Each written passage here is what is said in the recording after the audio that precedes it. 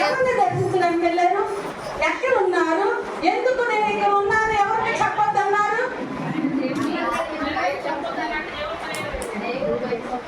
ఎక్కడికి వెళ్ళారు? ఒక ఇంటికి వెళ్ళి మరి ఎవరికి చెప్పొద్దన్నారు. సీక్రెట్ గా వచ్చి సీక్రెట్ గా వెళ్ళిపోవాలని ఎందుకు అనుకున్నారు?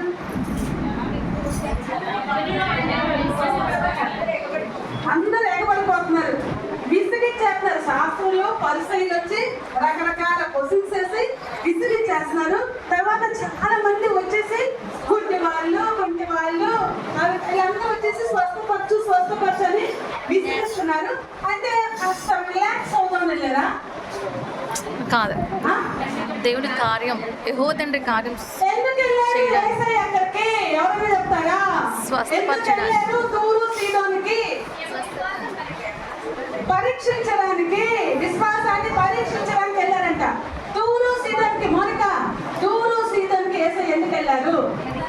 దేవుని చిత్తాన్ని నెరవేర్చడానికి, స్వస్థత ఇవ్వడానికి, విశ్వాసాన్ని పరీక్షించడానికి,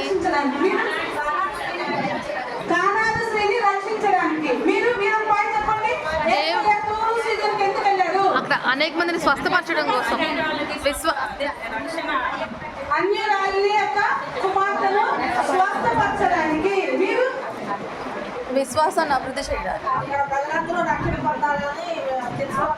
వాళ్ళు దేవుణ్ణి తెలుసుకోవాలని వెళ్ళారు.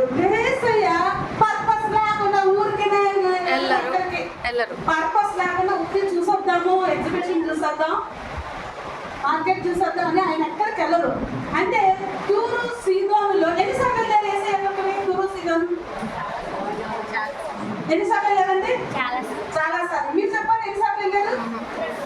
2 సార్లు వెళ్ళారు. మీరు చెప్పండి తూరు సీదోను ఎన్నిసార్లు వెళ్ళారు? జీసస్ 2 సార్లు. మీరు చెప్పండి తూరు సీదోనుకి యేసయ్య ఎన్నిసార్లు వెళ్ళారు? ఏదో చెప్పండి. 4 సార్లు వెళ్ళారు. నేను చెప్తున్నాను ఒక్కసారి వెళ్ళారు. అదే ఫస్ట్ టైం. ఒక్కసారి వెళ్ళారు ఆయన తూరు సీదోనుకి. కానీ ఈయన వేరే దగ్గర ఉన్నప్పుడు ఈ తూరు సీదోను మత్తయి సువార్తలో ఉంటుంది. తూరు సీదోను అందరూ కూడా అక్కడికి వచ్చారు. వాళ్ళు తీసుకుని వచ్చి అక్కడ స్వస్థత పొందారు. కానీ యేసయ్య మాత్రం ఒక్కసారి వెళ్ళారు. ఈ తూరు సీదోను అంటే 55 అక్కడ ఎక్కడి నుంచి గలిలయ నుంచి తూరు సీదోనుకి వెళ్ళాలంటే 2-3 రోజులు ప్రయాణం పడుతుంది. అంటే 85 కిలోమీటర్లు అనమాట. 2-3 రోజులు ప్రయాణం. ఎలా మళ్ళీ కాలినడకన లేకపోతే గాడిదనగా కానీ మళ్ళీ ఆయన వెనకాల బ్యాచ్ ఉంటుందిగా, శిష్యులు బ్యాచ్ ఉంటుంది. దాహం అంటారు, టాయిలెట్ అంటారు, ఫుడ్ అంటారు, మళ్ళీ ఆపుకుంటా అంతమంది. ఒకసారి లాస్ట్ మంత్ లో ఎప్పుడో మొన్న ఈ సంవత్సరంలోనే 13 మంది మేము ఎక్కడికి వెళ్ళామంటే గన్నవరం నుంచి హైదరాబాద్ వెళ్ళాం. హైదరాబాద్ ఎక్కడికి వెళ్ళాలి? పూణే వెళ్ళాలి. 13 మంది అందరూ ఆడలే. ఏంటి కనెక్టింగ్ ఫ్లైట్. ఆ ఫ్లైట్ మిస్ అయితే మళ్ళీ ఫ్లైట్ దొరకదు. దీంట్లో కొంతమంది వాటర్, కొంతమంది టాయిలెట్లు వెళ్ళి మెల్లగా, కొంతమంది నడవలేరు. వెళ్ళేలా ఫ్లైట్ అయిపోయింది. ఫ్లైట్ వెళ్ళిపోయింది. మళ్ళా 40,000 ఎంతో మళ్ళా టికెట్లు కొని మళ్ళా 13 మంది హైదరాబాద్ లో చెప్తే ఎక్కడ దిగారు? పూణే దిగారు. అంటే బ్యాచ్ ఎక్కువ ఉంటే ప్రయాణం త్వరగా కదలదు. ఎందుకంటే వాళ్ళ అవసరాలు అయితే మాకు ఆ టైం కూడా చాలలేదు. 2 గంటలు ఉండాలన్న టైం. ఒకవేళ ఒక్కరు వెళ్ళినా కూడా ఒకసారి టైము చాలు. అయితే యేసయ్య పక్కన బ్యాచ్ 12 మంది. ఈ 12 మంది ఒకరు అదంటారు, ఒకరు ఇదంటారు. ఈ తూరు సీదోను ప్రాంతానికి వెళ్ళి ఈ 12 మంది ఒక ఇంటికి వెళ్ళిపోతే ఆ ఇంట్లో ఏం పేరు మాకు పాపలేదు. ఫస్ట్ బర్త్డే వాళ్ళ ఇంటికి ఒక 15 మంది వెళ్ళిపోతే పక్కింటి కలిగిన ఉంటుందా? తెలుస్తుందా లేదా? ఇంటికి వచ్చి 12 మంది 13 మంది వచ్చేసి మాట్లాడుతూ ఉంటే పక్కింటి తెలియకుండా ఉంటుందా? మరి యేసయ్య ఏమన్నారు? ఎవరికి చెప్పొద్దు అన్నారు. తెలియకుండా ఉంటుందా? మాట్లాడుకుని ఉంటారా? 13 మంది ఆ ఇంట్లో ఎంతమంది ఉంటారు కదా, వాళ్ళు చెప్పులు ఉండి బయట వాళ్ళు వచ్చింది ఉంటుంది. పక్కన వాళ్ళు ఎవరో మన ఇంటికి వాళ్ళ ఇంటికి వచ్చారు. అదే ఫస్ట్ టైం జీసస్ వెళ్ళాం. ఏంటో యేసయ్యలానే ఉన్నారు, ఎందుకంటే వేసుకున్నారు గౌన్. అయితే ఈ తూరు సీదోను ప్రాంతం అనేది నేను చెప్పాను కదా 85 కిలోమీటర్లు 85 కిలోమీటర్లు. 2 రోజులు 3 రోజులు పట్టింది. అయితే ఆ తూరు సీదోను ప్రాంతం ఏంటంటే మంచి వ్యాపారం అన్నమాట. అక్కడ మంచి వ్యాపారం జరిగింది. ఎందుకంటే అక్కడ సముద్రం ఉంది. సముద్రం ఉండబట్టి అక్కడ వ్యాపారం బాగా జరిగింది. వాళ్ళు ఏం చేస్తారంటే వాళ్ళకి మంచి ఓడలు ఉన్నాయండి. ఆ ఓడలు ఎలా ఉంటాయంటే తెరచాట్లు ఉంటాయే, ఇట్లా వైట్ గా అట్లా ఉంది, ఇలా ఉంది కదా క్లాత్, అటువంటి ఓడలు వేసుకుని వాళ్ళు వెళ్తా ఉంటారు అనమాట. వాళ్ళు ఫ్రాన్స్ అని కొన్ని దేశాలు, ఆఫ్రికా, వీళ్ళే ఫస్ట్ అన్ని దేశాలకి వెళ్ళి వ్యాపారం చేసింది ఎవరంటే తూరు సీదోను వాళ్ళు. ఫస్ట్ టైం అంత చోట్లకి వెళ్ళి వ్యాపారం చేసేవాళ్ళు. ఏం వ్యాపారం చేసేవాళ్ళు అంటే వీళ్ళు ఊదా రంగు. ఊదా రంగు అంటే చాలా కాస్ట్లీ రంగు. ఊదా రంగు అమ్మేవారు. కలప, లెబానోన్ కలప అమ్మేవారు. తర్వాత సుగంధ ద్రవ్యాలు దాన్ని అమ్మేవారు. ఇంకేంటబ్బా, గాజు ఉంది కదా, ఆ గాజుతో చేసిన మంచి మంచి వస్తువులు వీళ్ళు వేరే చోటకి వెళ్ళి అమ్మేవారు. అయితే ఈ తూరు సీదోనులో ఆ సముద్రంలో ఒక గవ్వలు ఉంటాయంట. గవ్వలు కాదు ఏంటి, నత్తలు. ఆ నత్తలు పేరేంటి చిక్కు ఉంటుంది. మురిక్స్ అని ఒక నత్తది. మురిక్స్ అని ఒక నత్తలు ఉంటాయి ఎక్కడ, తూరు సీదోను యొక్క సముద్రంలో. ఆ మురిక్స్ అని నత్త ఆటలో నుంచి ఒక ద్రవాన్ని తీస్తారు. ఆ ద్రవాన్ని తీసి దాంట్లో ఉప్పేసి దాన్ని ఏం చేస్తారు, 10 రోజులు ఎండలో పెడతారు. 10 రోజులు ఎండలో పెట్టిన తర్వాత దాంట్లో ఆ రంగు మారిపోతుంది. అప్పుడు అది ఊదా రంగుగా వస్తుంది అనమాట. ఆ ఊదా రంగు 1 కిలో రావాలంటే 1,00,000 నత్తలు కావాలి. ఎన్ని నత్తలు? 1,00,000 నత్తలు పగలగొట్టి ఆ ద్రవాన్ని, ఆ గ్రంథుల్ని వేసి ఉప్పులో వేసి 10 days ఎండలో పెడతారు అనమాట. అప్పుడు ఊదా రంగు వస్తుంది. ఆ ఊదా రంగుని వీళ్ళు ఏం చేస్తారు, వ్యాపారం చేస్తారు. ఎందుకంటే ఆ ఊదా రంగు చాలా కాస్ట్లీ. ఎవరు వేసుకుంటారంటే రాజులు మాత్రమే వేసుకుంటారు. రాజులు వాళ్ళు వేసుకుంటారు ఆ బట్టలు. సామాన్య వాళ్ళు వేసుకోకూడదు కూడా.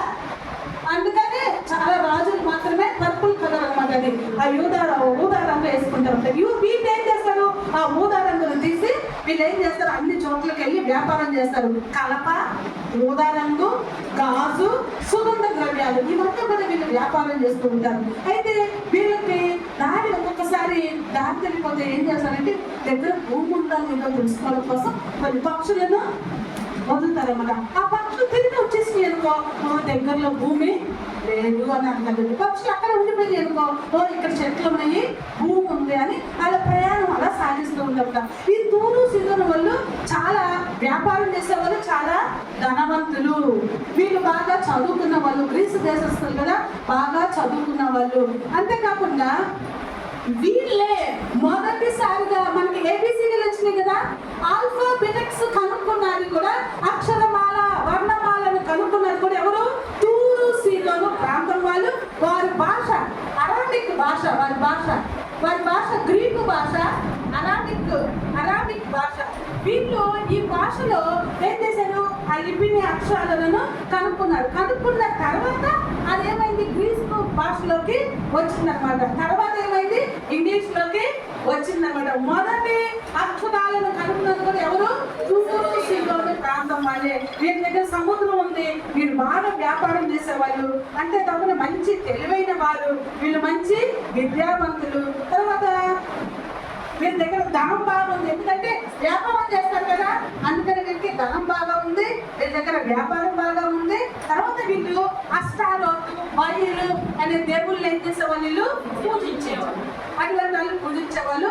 మగవాళ్ళు, ఆడవాళ్ళేమో పొడవుని అంగి వేసుకునే వాళ్ళు, చక్కగా తలలు దుక్కు తలకు పారా పెట్టుకునే వాళ్ళు. మగవాళ్ళేమో మోకాళ్ళ వరకు వేసుకునేవాళ్ళు, బట్టలు అనమాట, మోకాళ్ళ వరకు వేసుకునేవాళ్ళు. ఇది ఆ తూరు సీదోను యొక్క వస్త్రధారణ. గొప్ప వాడరే ఉంది వీళ్ళకి, మంచి వాడరే ఉంది కాబట్టి వాళ్ళు ఏం చేస్తారు, వ్యాపారము చేస్తారు. ఇటువంటి ప్రాంతంలో ఎవరున్నారు, కానాను స్త్రీ ఉంది. యేసయ్య కూడా వచ్చి ఒక ఇంటికి వచ్చి నేను వచ్చేదని అయితే ఇక్కడ నుంచి కొంతమంది ఎక్కడికి వెళ్ళారు, గాలియా కానీ ఎద్దులంటే వెళ్ళి మనుషులను తీసుకెళ్ళి అక్కడ ఏం చేశారు, వాళ్ళు స్వస్థత పొందుకున్నారు. అయితే ఈ కానాను స్త్రీకి ఎక్కడ తెలుస్తుందమ్మా, ఎట్లా అయిందో మరి, ఇది వేరే ప్రాంతం కదా, 3 రోజులు ప్రయాణం. ఈమె కూడా వెళ్ళా, యేసయ్యని ఎప్పుడు చూడలా, ఎప్పుడు ఆమె వెళ్ళలేదు. కానీ ఇక్కడి నుంచి వెళ్ళారు కదా, ఆయన చెప్పుకున్న మాటలు వినింది. ఆయన చెప్పుకున్న మాటలు వినింది. అసలు నిజంగా శిష్యులే నమ్మని కూడా ఏమే తామ ఏం చెప్పారు ఈ చేతుల్లో నేను చేయి పెడితే కానీ నమ్మను అన్నారు. ఈమెమో చక్కగా అష్టారోతు బయలు దేవతలు పూజించుకుని ఆమె ఏం చేసింది ఆమె చెప్పుకునే మాటల్ని విన్నది. ఇది ఎదురు చూస్తుంది, ఎప్పుడు వెళ్తామా కానీ ఆ బిడ్డను తీసుకుని పట్టుకుంటుంది కదా. ఆ బిడ్డను తీసుకుని ఆమె వెళ్ళలేకపోయింది, ప్రయాణం చేయలేదు. కానీ ఆ పరిస్థితులు ఏంటో మనకు తెలియదు. ఆమెకి భర్త ఉన్నాడో లేదో తెలియదు. ఒకవేళ భర్తకి ఎవరిని మన యేసుక్రీస్తు స్వస్థపరుస్తాడట, మన పాపం కూడా తీసుకెళ్దామంటే ఆయన ఏమన్నాడో తెలియదు. నువ్వు ఎవరమ్మా, ఆయన ఎవరో చూసావులే, ఆయన నిజమా ఏంటి ఏదో చెప్తా ఉంటారు గాలితో అన్నాడా లేకపోతే మనకు ఉన్నాడా నాకేం తెలియదు. కానీ ఎవరైతే వింటుంటే నిజంగా తీసుకుని వెళ్ళిపోయేదేమో నేను అనుకుంటున్నాను. ఒకవేళ భర్త ఉండుంటే ఆయన ఒప్పించి తీసుకెళ్ళేదేమో, లేక ఆ భర్త ఆ సహకారాన్ని ఇచ్చేదో లేదో తెలియదు. కానీ యేసయ్య వచ్చేదో అని తెలియగానే వెంటనే వచ్చేసింది. ఆమె ఏం పని మీద ఉందో, ఏం చేస్తుందో, మా మనసులో తెలీదు.